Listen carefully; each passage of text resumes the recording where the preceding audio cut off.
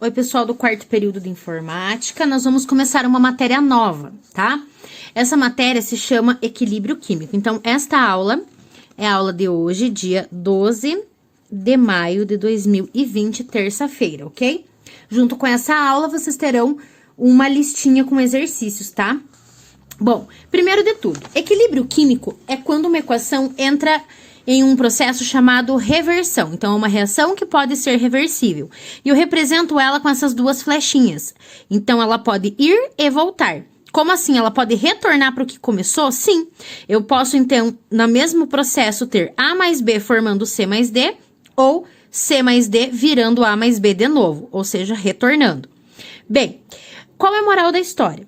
Tudo acontece ao mesmo tempo? Pode ser que sim e pode ser que não. Mas para que esse equilíbrio seja atingido, tem uma condição, tá? Então, a primeira condição é, existe uma velocidade de ida e existe uma velocidade de volta, tá? Velocidade a gente estava estudando na aula anterior, nas matérias anteriores, que era cinética. Bom, quando a velocidade de ida fica igual à velocidade de volta, ou seja, as colisões entre A mais B ficam iguais às colisões entre C e D, você atinge o equilíbrio.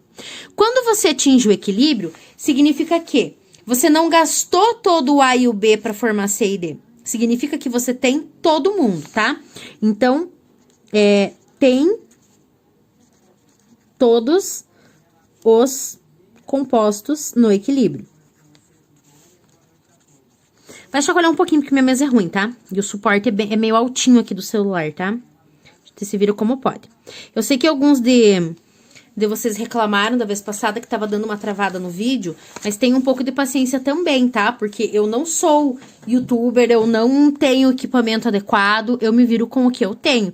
Então, vocês têm que ter um pouco de paciência com os professores de vocês também, ok?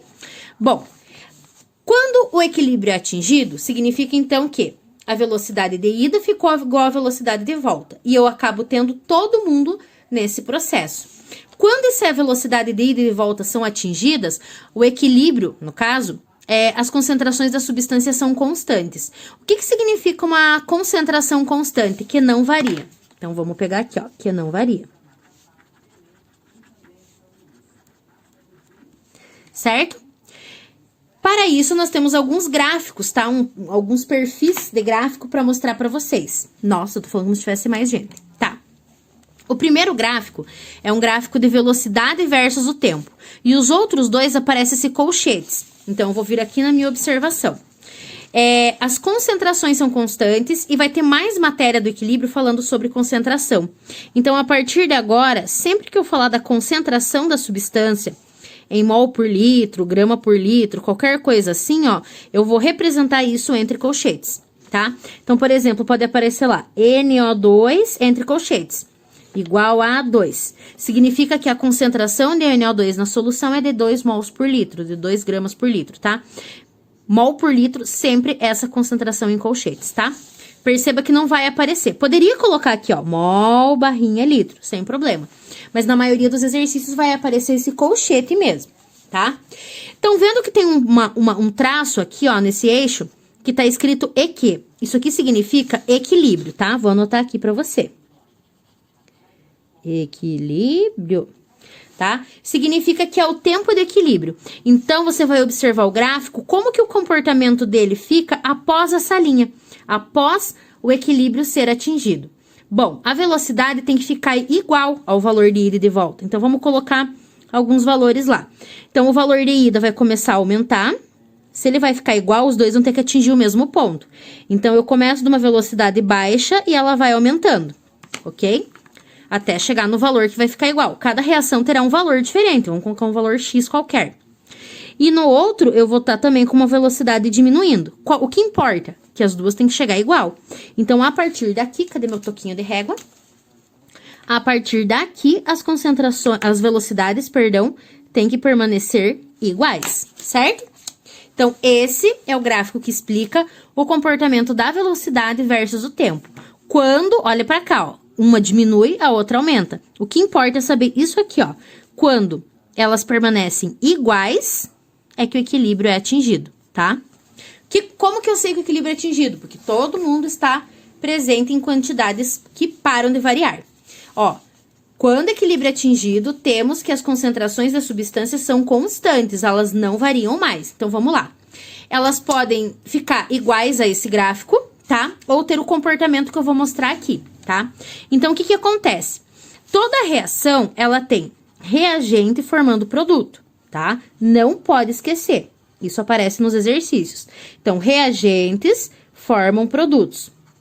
Ah, mas e se estiver voltando? Beleza, então eu vou voltar aqui no começo e vou te mostrar outra coisa. Quando a reação é adíida, a gente diz que essa reação é a reação direta, porque é no sentido que a gente lê, então é a primeira que acontece.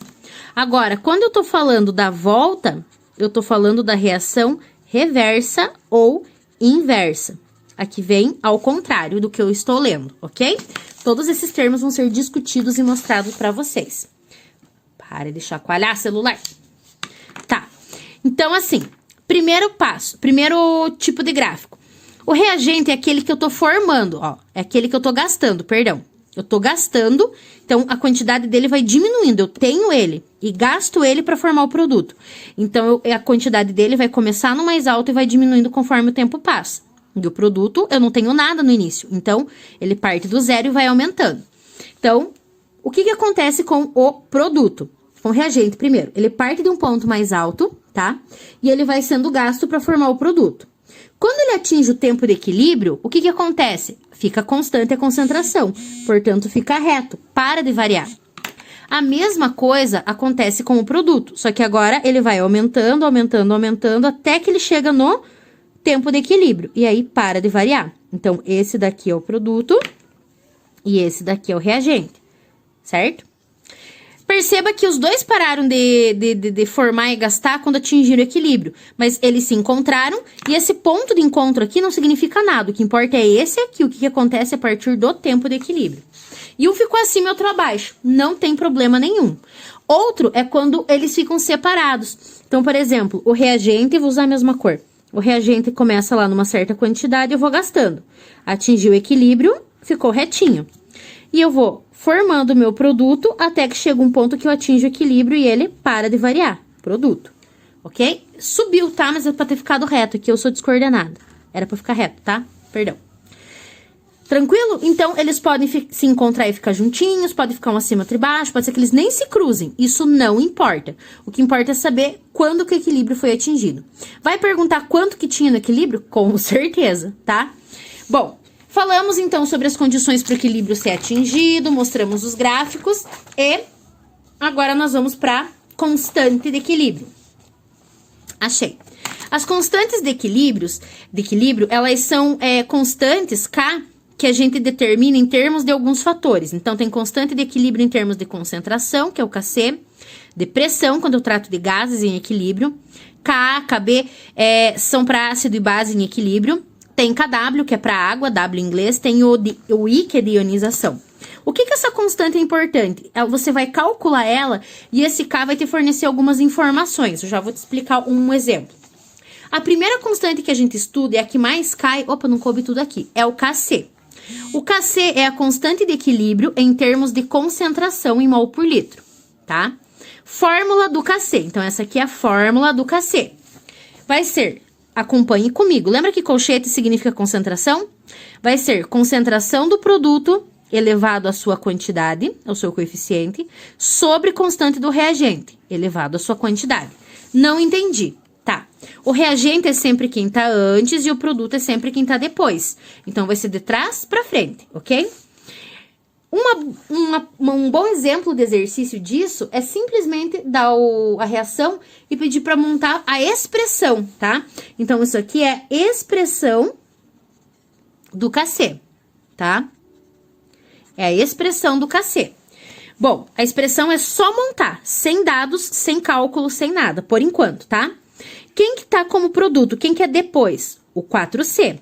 Então, você vai colocar lá, concentração do C elevado à quantidade. Tem 4C, então, elevado à quarta potência. Sobre a concentração do reagente, ou seja, de quem tá antes da flechinha. Tem A e tem concentração de B. Quanto de A que tem? 2. Então, A ao quadrado. Quanto de B que tem? 3. Então, B ao cubo. De trás para frente e a substância elevado à quantidade. Aqui é mais, mas quando você coloca na fórmula, vira um produto, tá? Vira uma multiplicação. Não pode esquecer. Aí, nós vamos fazer esse exemplo aqui, que é a reação de formação da amônia. Fazer o quê, professora? Eu quero a expressão da fórmula do Kc, porque nas aulas seguintes eu vou te ensinar a calcular. Vamos lá. Kc igual. Você pode dar pause nesse vídeo agora e tentar fazer sozinho. Esse é o ideal, ok? Então, esse é o momento de você dar pause. Eu tô esperando você dar pause. Você que não deu pause, tem preguiça, não vai ser ninguém na vida, tô brincando, tá? Mas você deveria ter tentado resolver. Vou resolver agora aqui pra corrigir. Como que vai ficar? De trás pra frente. Então, produto e reagente. Não pode esquecer. Entre colchetes, tá? Quem que é a substância? NH3. Elevado à quantidade. 2. É sempre o número grandão que tá na frente da quantidade. Produto sobre reagente. Quem que tá aqui antes? N2 e H2. Então, entre colchetes, N2. Tem algum número na frente do N2? Não, então significa que é 1. Precisa levar um número a 1? Não. Se você quiser pôr para não se perder, tudo bem. Vezes, porque no Kc é produto, é o H2. Concentração de H2. Elevado ao cubo, porque tem 3 vezes o H2. Se eu pedir para você montar só a expressão do Kc... é só isso que você vai montar. Se eu te der os dados e pedir o valor, aí sim. Prof, lá no começo, você disse que isso daqui, o K, ele fornecia informação. Que tipo de informação que ele pode fornecer? Exemplo, se um Kc for muito alto, perceba que o Kc, vou vir aqui, ó. O Kc, ele tá diretamente proporcional ao produto e inversamente proporcional ao reagente. Ou seja, quanto maior for esse valor, maior vai ser esse. Quanto maior for esse valor, menor vai ser esse. Então, Kc muito alto significa que favorece a formação do produto no equilíbrio. Um Kc muito baixo significa que favorece a concentração ou a formação de reagentes no produto. Quando a gente for estudar para ácido e base, vai fazer mais sentido ainda, porque eu vou estar falando da ionização, tá?